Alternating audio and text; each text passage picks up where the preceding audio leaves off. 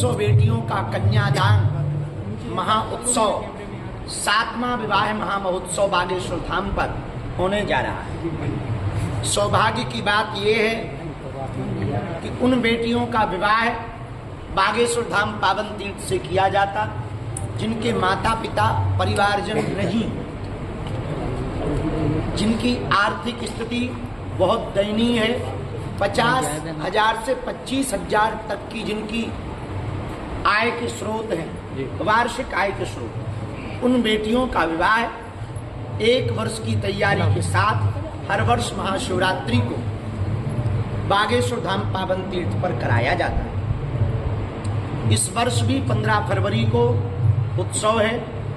गरीब बेटियों का विवाह अमीरों की तरह होगा, इसके लिए हमने 3 दिन का उत्सव रखा। 13 फरवरी को बागेश्वर धाम पावन तीर्थ पर मंडप और हल्दी है। 14 फरवरी को मेहंदी और संगीत है। 15 फरवरी को बेटियों का विवाह है। इस वर्ष बेटियों का विवाह इसलिए खास है कि पिछले वर्ष विवाह में महामहिम राष्ट्रपति महोदया स्वयं इन बेटियों को आशीर्वाद देने आई थी। इस वर्ष नेता, अभिनेता, संत, महंत ये तो आशीर्वाद देने आ ही रहे, पर दीनहीन निराश्रित बेटियों के लिए इस वर्ष हमने एक विशेष व्यवस्था की। जीविकापार्जन के लिए उनके घर गृहस्थी की सामग्री, double bed, sofa, LED TV, press, cooker, mixie machine, सिलाई मशीन, गैस, चूल्हा, सिलेंडर, चांदी के गहने, पायल, बिछिया, सोने का गहना, सोने की नाक की कील, बाल मुकुंद जी, रामचरितमानस, कंठी माला, किचन सेट, दूल्हे के वस्त्र, बेटियों के वस्त्र, टिपारो, सूपा, खिचड़ी, आटा, दाल और सभी बेटियों को मुसीबत के समय में, आपत्ति में काम आने के लिए 30-30 हजार रुपया की फिक्स FD दी जाएगी। जय श्री राम। ये इतना पुनीत कार्य है कि बेटियों के कन्यादान से बढ़कर के कोई बड़ा उत्सव नहीं है। जी जी जी। हम इस भारत में एक उदाहरण प्रस्तुत करना चाहते हैं कि बेटियां बोझ ना हो और मंदिरों की दान पेटियों में आने वाले हिंदुओं के चढ़ावा से गरीबों की बेटियों का घर बसाया जाए।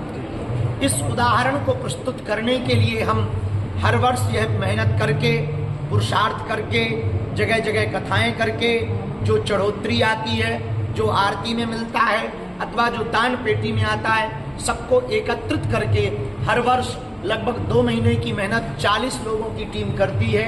उन बेटियों का घर घर जाकर के चयन प्रक्रिया करती है, परीक्षण करती है। जो वास्तविक पात्र हैं, जो मातृहीन पितृहीन हैं, अनाथ हैं, दिव्यांग हैं, आर्थिकहीन हैं, पर उनके विवाह की तारीख हर वर्ष शिवरात्रि के उत्सव पर कराया जाता है। जी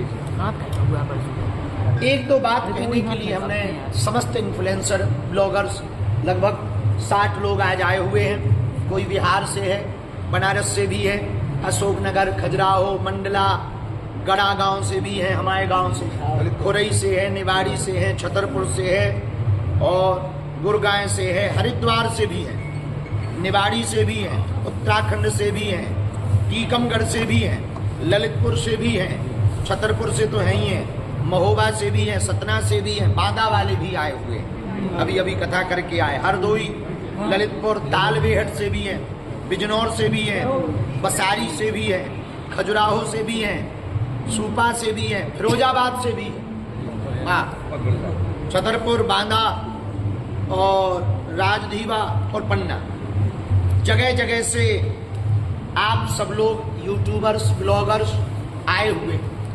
आपको बुलाने का उद्देश्य हमको प्रचार या एडवर्टाइजमेंट पाना नहीं है। जी जी।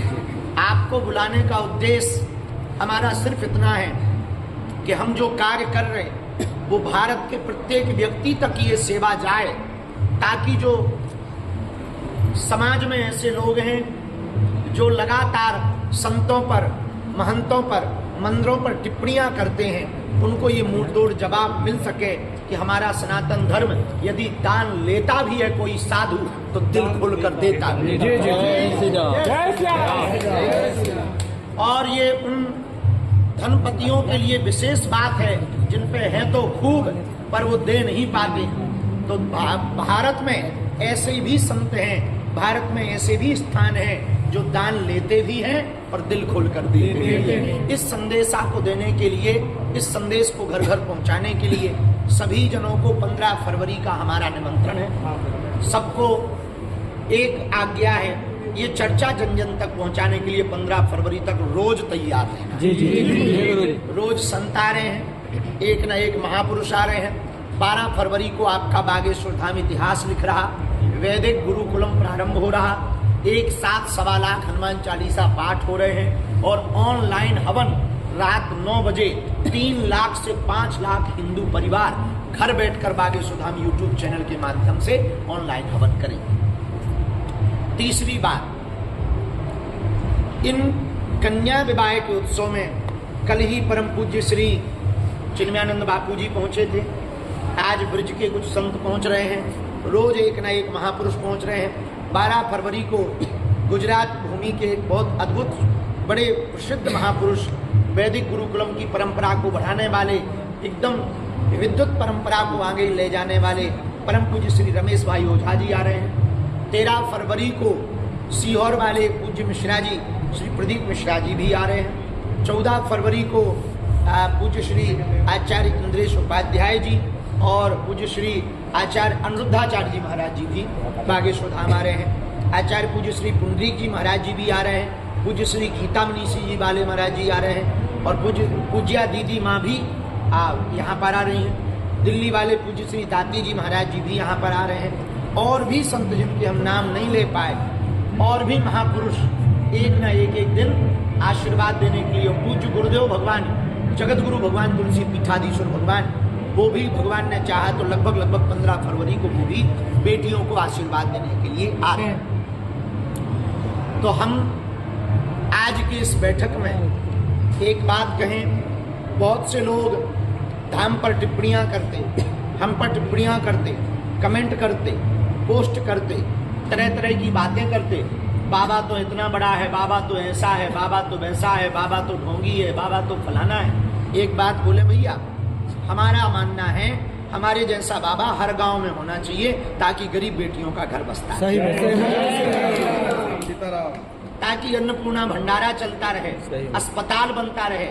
2027 के अंत में, 28 के प्रारंभ में बागेश्वर धाम पर कैंसर हॉस्पिटल का उद्घाटन भी होने वाला है। तो ये सब बालाजी करवा रहे हैं। जो समाज के लोग हमको दक्षिणा, कथा की दक्षिणा आदि देते हैं, उससे हम जो है दीनहीन लोगों की सेवा कर पाते हैं। ये भगवान की कृपा है। तो आप सबको यही निमंत्रण देने के लिए 15 फरवरी महाशिवरात्रि उन बेटियों के कन्या विवाह में जरूर सम्मिलित होना। जिनका कोई नहीं है उनका बन करके यदि आप आओगे, उन्हें बहुत हृदय में अच्छा लगेगा और भैया हमको भी बहुत प्रसन्नता होगी। तो सब लोग तैयार रहें। कितनी तारीख को? 15 फरवरी को। कहाँ? तैयार हो? कौन से उत्सव के लिए? कन्या विवाह। कितनी तारीख? तारीख 15 महाशिवरात्रि को एक साथ 300 बेटियों का कन्या विवाह उत्सव है। हार है, हार।